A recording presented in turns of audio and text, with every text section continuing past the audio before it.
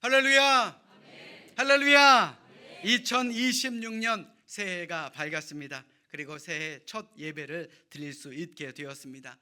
올 한 해 여러분들의 가정과 그리고 여러분들의 일터에 더 큰 하나님의 은혜와 복이 함께 하시기를 주님의 이름으로 축원합니다.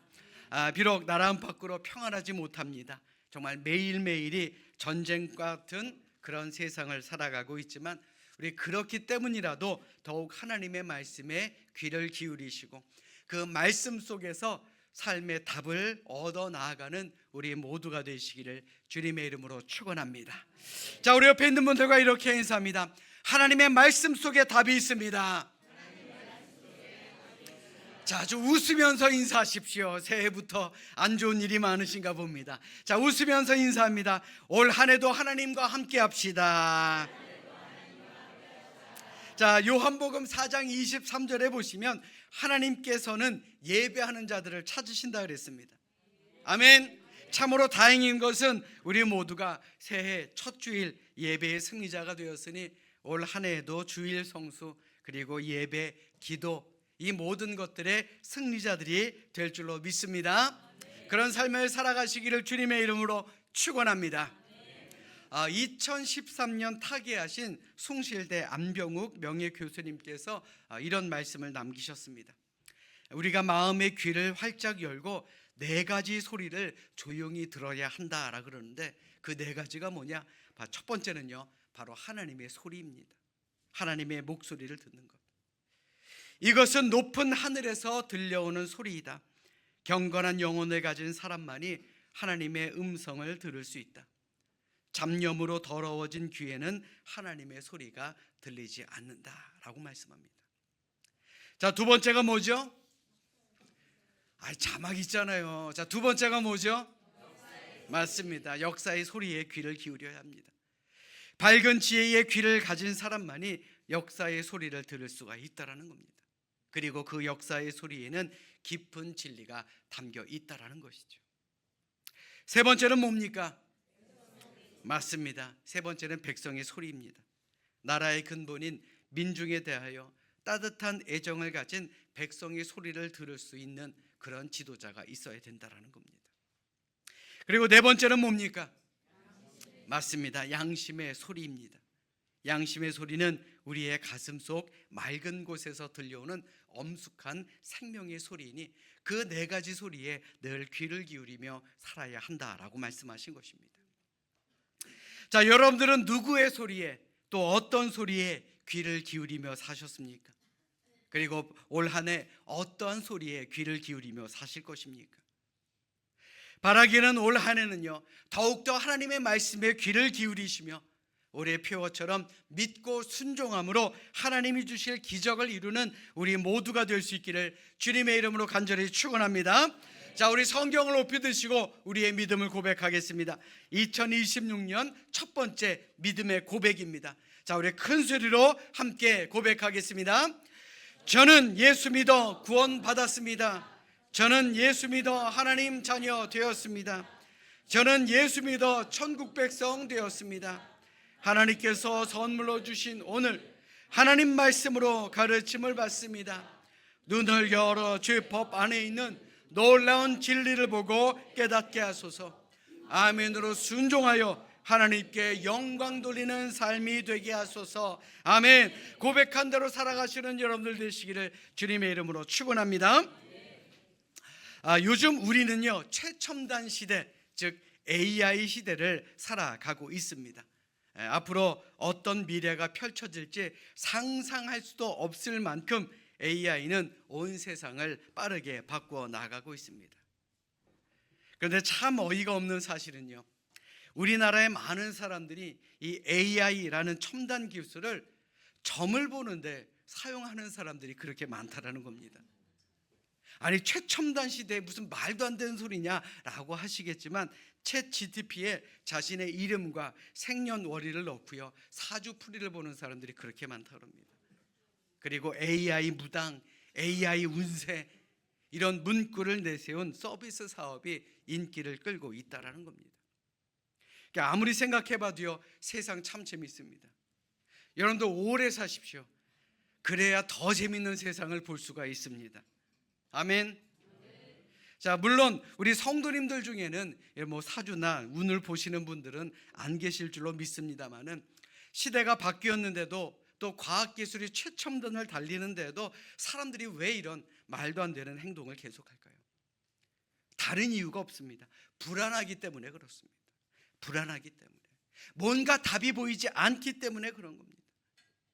믿는 것이 없어 기댈 곳이 없고 믿고 따를 대상이 없어서 그런 것입니다. 지금 우리가 살아가는 시대, 아무래도 시대가 그러다 보니 불안한 것도 사실이죠.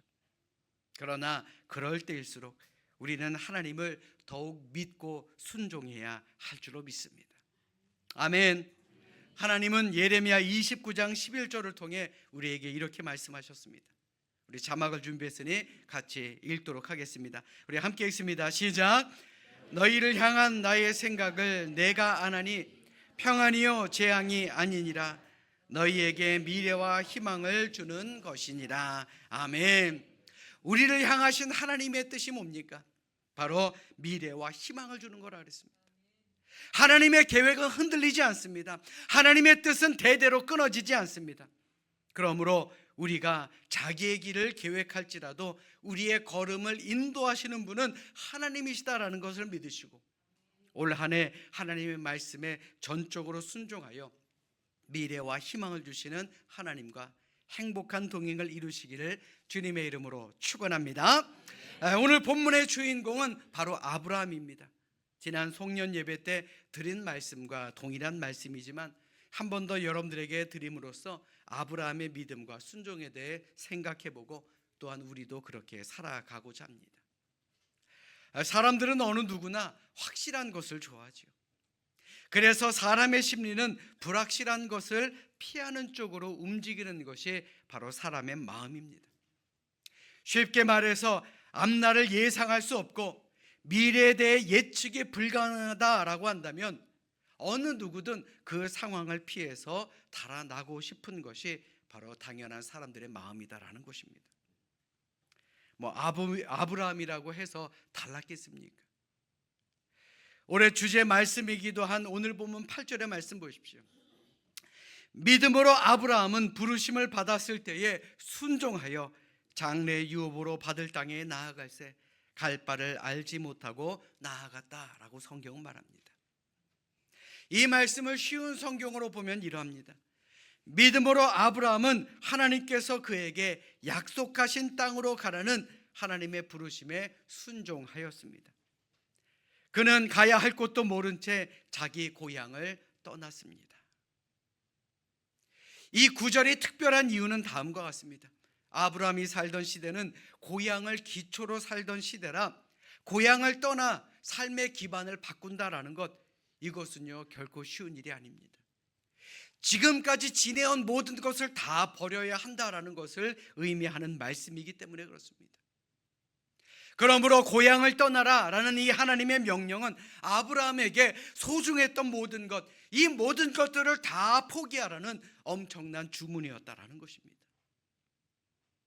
만약 여러분들이 아브라함이라고 한번 생각해 보십시오. 지금까지 내 삶의 방패막이가 되었던 모든 것을 버리고 완전히 새로운 인생을 살라는 그 하나님의 명령에 여러분들 순종할 수 있었겠습니까? 자그마치 75세를 자신의 고향에서 살던 할아버지가 다 버리고 가라고 하는데 여러분들은 가실 수 있겠느냐라는 겁니다. 아무리 생각해 봐도요, 하나님을 절대적으로 신뢰하고 전폭적으로 의지해야 실행 가능한 명령 아니었겠느냐라는 것입니다. 게다가 창세기 12장 1절의 말씀 보십시오. 내가 네게 보여줄 땅으로 가라 라고 명령하십니다. 본문 잘 보세요. 보여준 땅이 아닙니다. 보여줄 땅입니다. 아브라함이 가본 곳입니까? 안 가본 곳입니까? 아는 곳이에요? 모르는 곳이에요? 모르는 곳입니다. 가본 적도 없는 곳입니다. 쉽게 말해 하나님은 아브라함에게 목적지조차 알려주지 않은 채 그저 떠나가라 라고 명령하신 것입니다.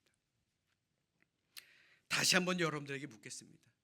만약 여러분들이 아브라함이었다면 하나님의 말씀에 순종할 수 있었겠습니까? 저 같아도 아마 걱정이 되었을 것입니다. 그럼에도 아브라함은 하나님께서 말씀하신 대로 지금까지 75년이나 살던 하나님을 떠나게 된 것입니다. 사랑하는 여러분, 때로 하나님은 우리에게 아브라함에게 명령하셨던 것처럼 강력한 결단을 요구할 때가 있습니다. 아니, 때로는 명령하실 때도 있습니다. 그럴 때 우리는 아브라함처럼 말씀을 따라야 하는 것입니다. 믿고 순종해야 된다라는 것입니다. 이것이 하나님의 말씀이라면 우리도 우리의 것을 포기할 수 있어야 되는 겁니다. 여러분들 잘 들으십시오. 믿음은 떠남에서부터 시작되는 것입니다. 하나님을 만나기 전에 의지했던 모든 것들을 다 떠나서 하나님만 온전히 따르는 것이 바로 믿음의 출발이다라는 것입니다. 그러려면 하나님을 항상 내 앞에 모시며 살아야 합니다. 시편 16편 8절에 다윗은 이렇게 고백합니다. 우리 같이 읽겠습니다. 함께 읽습니다. 시작. 내가 여호와를 항상 내 앞에 모심이여 그가 나의 오른쪽에 계심으로 내가 흔들리지 아니하리로다. 아멘. 조금 전에도 말씀드린 것처럼 최첨단 AI 시대에 많은 사람들이 왜 점을 보고 사주를 보겠습니까? 흔들리기 때문에 그렇습니다. 마음이 흔들리고요, 생각이 흔들리고 눈이 흔들립니다. 그러다 보면 판단도 흔들립니다. 우리 그리스도인들도 마찬가지입니다. 하나님을 향한 우리의 믿음, 우리의 눈, 우리의 생각, 이러한 모든 것들이 흔들리지 않는다면 제 아무리 세상의 환란이 우리를 흔든다 할지라도 결코 우리의 믿음은 흔들리지 않을 줄로 믿습니다.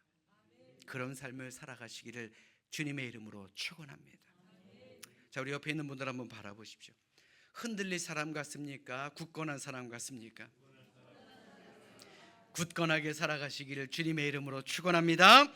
2010년 10월 23일 미국 ABC 뉴스에서 이런 방송을 한 적이 있습니다.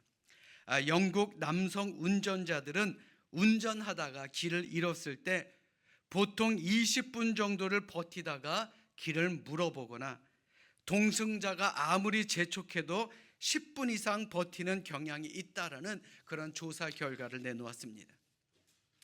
자, 그래서 쓸데없이 헛고생을 하는 거리가 얼마나 되느냐? 평균 444km나 된다라는 겁니다. 왜 그럴까요? 자존심 때문에 그렇습니다. 자존심 때문에 자신의 무능함을 인정하기가 싫어서 길을 묻는 것이 유능함이 아닌 무능함으로 인정되기 때문에 길을 물어보지 않는다라는 거예요. 아니, 모르면 어떻게 됩니까? 물어봐야죠. 죄송합니다. 저도 때로는 그럴 때가 있더라고요. 잘 모르면 물으면 그만인데 묻지 않아서 서울에서 부산까지의 거리를 헛고생한다라는 겁니다. 그 자존심 때문에 시간 낭비, 돈 낭비를 하게 된다라는 것이죠. 물론 요즘에는 내비게이션이 워낙에 잘 돼 있어서 그런 일은 없지만 제가 드리고 싶은 말씀은 이 우리 안에 있는 이 자존심이라는 것이 오히려 우리의 믿음의 손해가 될 때가 있다라는 것을 여러분들에게 말씀드리기 위함입니다. 길은 내비게이션에 잘 물어보면서 우리가 신앙생활을 하는 데 있어서 자존심을 내세우는 성도들이 얼마나 많습니까? 그런 거 바라볼 때마다 참으로 답답할 때가 많습니다. 나를 이기지 못해요. 나를 꺾지 못해요. 그러다 보니 하나님으로부터 멀어지는 그런 성도들도 있다는 겁니다. 여러분 생각해 보십시오. 신앙생활을 하는 우리가 하나님 앞에서 자존심을 세워야 무엇하겠습니까? 그런 쓸데없는 고집은 우리를 고생길로 인도하는 것 아니겠습니까? 모르면 물어야죠. 그 묻는 게 뭡니까? 기도 아닙니까? 힘들면 엎드려야죠. 기도로 도움을 구해야죠. 그래야 하나님께서 길을 보여주실 것 아닙니까? 하나님 없이도 해결할 수 있다라는 그런 생각은요, 하나님의 섭리와 은혜를 거부하는 불신앙이자 우리의 자존심이다라는 겁니다. 마가복음 5장의 말씀에 보시면 회당장 야이로의 딸이 죽게 되는 사건을 기록하고 있습니다. 자신이 딸이 죽어가는 것을 본 야이로는 예수님에게 이렇게 간구합니다. 간곡히 구하여 이르되 내 어린 딸이 죽게 되었사오니 오셔서 그 위에 손을 얹으사 그로 구원을 받아 살게 하소서. 이때 예수님께서 야이로에게 하신 말씀이 뭡니까? 마가복음 5장 36절의 말씀 자막으로 준비했으니 우리 같이 읽도록 하겠습니다. 자, 우리 함께 읽습니다. 시작. 예수께서 그 하는 말을 곁에서 들으시고 회당장에게 이르시되 두려워하지 말고 믿기만 하라. 아멘. 두려워하지 말고 믿기만 하라. 유진 피터스의 메시지 성경을 보면요, 이 말을 이렇게 해석합니다. 그들의 말을 듣지 말고 나만 신뢰하여라. 이 말이 뭡니까? 세상 여러 소리에 우리의 믿음이 흔들리게 두지 말고 오직 하나님만 믿고 오직 하나님에게 우리의 시선을 고정하라라는 그런 말씀입니다. 사랑하는 여러분, 하나님은 우리를 외면하지 않으시는 분입니다. 아멘. 그러므로 어떤 일이든 두려워하지 말고 믿고 주님 앞에 기도해야 되는 것입니다. 구하고 찾고 두드리는 믿음이 우리에게 있어야 하는 것입니다. 신명기 28장에는 믿고 순종하는 사람들이 얼마나 큰 복과 은총을 받게 되는지를 기록하고 있습니다. 자, 여러분들에게 오늘 숙제 하나 드리겠습니다. 신명기 28장의 말씀 오늘 집에 가서 꼭 한번 읽어보십시오. 하나님은 믿고 순종하는 민족을 모든 민족 위에 뛰어나게 만드십니다. 성읍에서도 복을 받고 들에서도 복을 받게 만드십니다. 자녀와 땅과 집안이 복을 받게 만드시고 적군이 한 길로 왔다가 7길로 도망하며 꾸어줄지라도 꾸지 않게 하시고 머리가 되고 꼬리가 되지 않게 하시며 위에만 있고 아래에 있지 않게 만드신다 약속하셨습니다. 이것이 우리를 향하신 약속이다라는 것 다시 한번 기억하는 우리 모두가 되시기를 주님의 이름으로 축원합니다. 그런데 하나님의 말씀 외에 우리가 한 가지 더 순종해야 될 것이 있습니다. 바로 교회의 질서에 순종해야 한다라는 것입니다.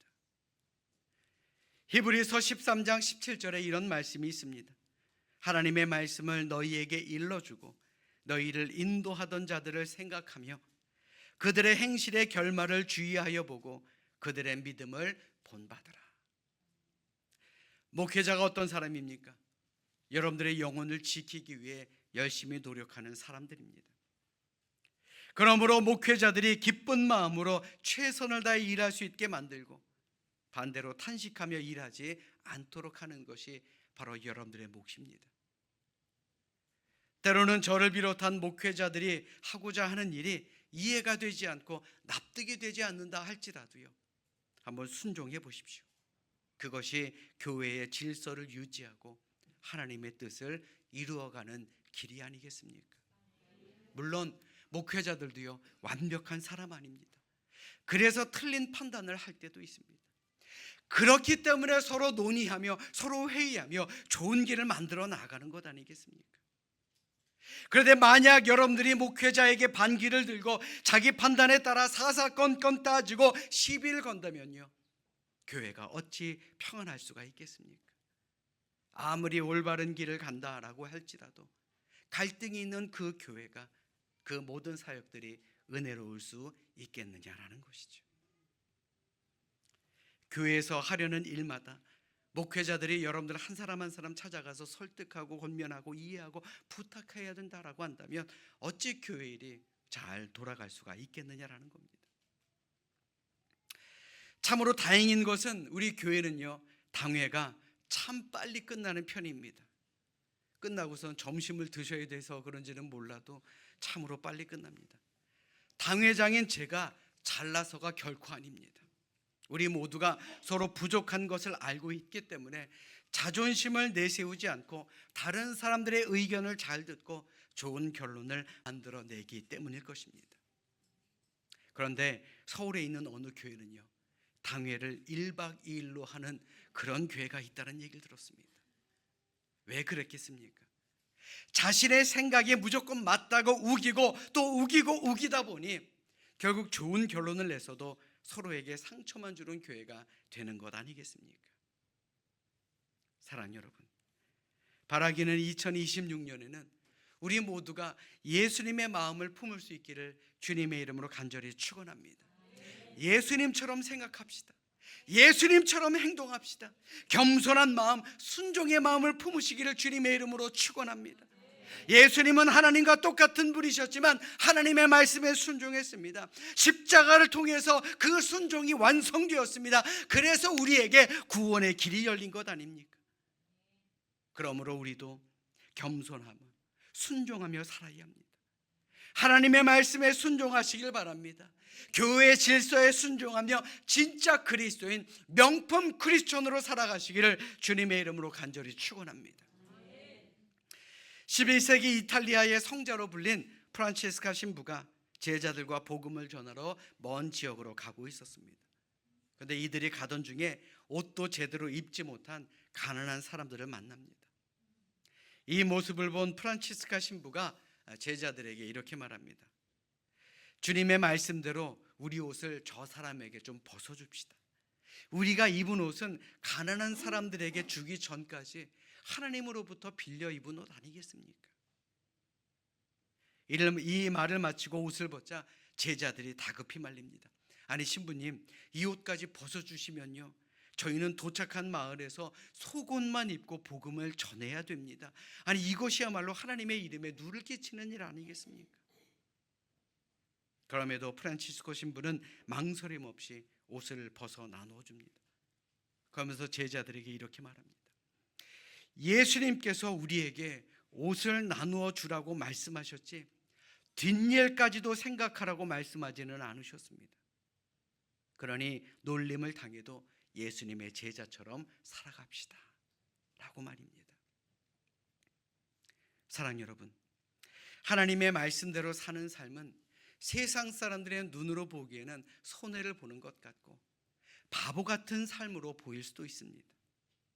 그러나 말씀에 순종하는 것, 하나님의 뜻을 따르는 것, 이것이 바로 우리 그리스도인들의 당연한 본분 아니겠습니까? 우리 옆에 있는 분들 한번 바라보십시오. 명품 크리스천으로 보이십니까? 제 눈에는 다 그렇게 보이십니다. 이제 2026년에 첫 번째 주일이 시작되었습니다. 바라기는 올 한 해 2026년에는 성경과 선포되는 말씀에 순종하시길 바랍니다. 영적 지도자인 목회자와 함께 교회의 질서를 잘 함께 세워 나갈 수 있기를 바랍니다.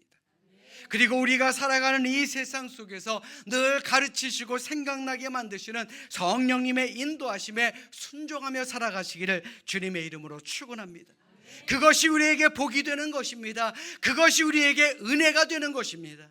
우리 다시 한번 기억하시고 하나님의 말씀에 믿고 순종하여 주님 앞에 크게 쓰임받는 우리의 삼손교회 그리고 삼손교회 성도님들 되시기를 이 시간 주님의 이름으로 간절히 축원합니다.